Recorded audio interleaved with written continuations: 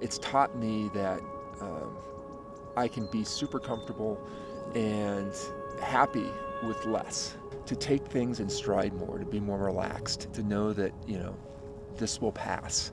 And the one thing about hiking, like a lot of things in life, you may be miserable, cold and wet and, have sore feet, but that fades. And when the hike is done, you remember the good things.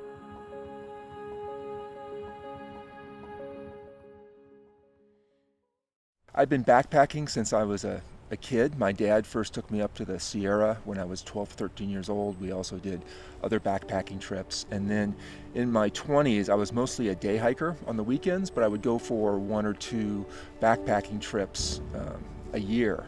So I had some experience, but I was in no way prepared for my first thru hike. I didn't start thru hiking until I turned 40, and I had been working in consulting for 15 years, traveling a lot. I was very stressed out. I wasn't terribly healthy, and I felt like I needed a change. I needed to make some sort of radical adjustment in my life to be healthy. I blew out my knee about 20-some years ago, and I've been told that I will eventually have arthritis in my knee because I tore the meniscus and broke the kneecap, and I haven't had any problems so far. And I think part of it is just staying in shape and keeping the muscle development good. And staying active. I'm afraid if I just sit around, that some of these potential, long-term physical issues could come back. My symptoms are very, very mild, relative to most people that suffer this. It really doesn't affect me in too many ways. The left side of my body is not as coordinated. I walk with a limp. I don't have the same level of muscle development. But I'm still able to walk and cover large distances without hurting myself. What I really enjoy is the day-to-day rhythm and the process of waking up every day. Every day is an adventure. When you walk out of camp, you don't know exactly what lays ahead of you. I have had some scary experiences, and almost without exception, there were mistakes I made. I caused them. I'll just give you a few.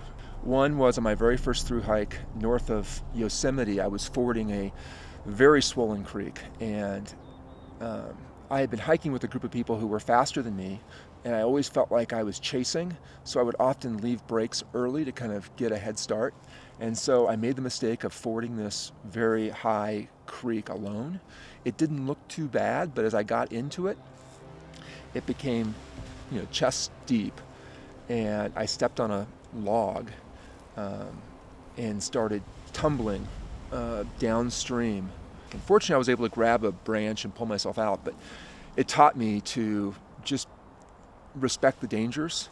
There was another situation where my wife and I were hiking in northern Montana, and we had lost the trail. We were spread out looking for it, calling to each other. And just as I found it again, and I was calling to her, she was about 50, 60 feet away, I saw a mama grizzly bear and her juvenile cub coming down the trail.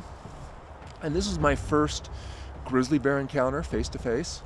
And I made the mistake of treating it like a black bear encounter, which I've had lots of, where you yell at the bear and you can be a little aggressive. The adrenaline was so much, I clapped my poles together and snapped one of the carbon fiber poles. And this made the bear very angry. And by this point, my wife had come up next to me, and she was the one carrying the bear spray. We shared a can of bear spray. I remember the bear was kind of clicking and huffing and scraping a little bit. I honestly thought we were going to get charged by the bear. As it turned out, we ended up slowly walking backwards. She reminded me that we should not be yelling at the bear, which she was right. We waited about 10 or 15 minutes and then started hiking back up the trail, singing campfire songs very gently. And fortunately, the bear had disappeared, didn't chase us. But what it taught me was, number one, don't act aggressively toward bears, and grizzly bears. But two, that the bears, they really don't want to mess with us. We just have to be smart. And in that case, I wasn't smart. I'm the one that kind of provoked that. So I learned from that. And in funny ways, I am less afraid of bears and grizzly bears as a result of that encounter than otherwise. I become more patient. I have, if I'm crossing a raging creek, if I'm with other people, I wait for them. We do it together. I take the extra few minutes to scout to find safer passages. And especially hiking alone, I don't want to put myself in that position where I don't have anyone. I think that the one thing I've learned, and maybe because as I'm older, is I have a pretty good appreciation of my limitations now. I know sort of what could be potentially dangerous for me. When you are through hiking, it isn't like weekend hiking where if you see a pretty lake and you want to just stop for the afternoon and sun yourself, you can't do it. It takes a lot of discipline. These long trails have limited weather windows. We have limited duration to get through places. It takes a lot of discipline and a lot of commitment. When I was working long hours and coming home every night stressed out, then you start thinking, okay, well, I deserve to take myself out to dinner. I deserve to buy myself this stuff because I'm not very happy in my day-to-day life. And so you're buying things to try to feel better. And I understand that. I felt that.